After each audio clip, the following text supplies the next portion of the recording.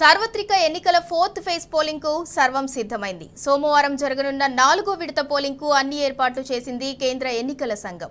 రేపు 10 రాష్ట్రాలు కేంద్రపాలిత ప్రాంతాల పరిధిలోని 96 లోక్సభ స్థానాలతో పాటు ఏపీ అసెంబ్లీకి ఎన్నికలు జరగనున్నాయి.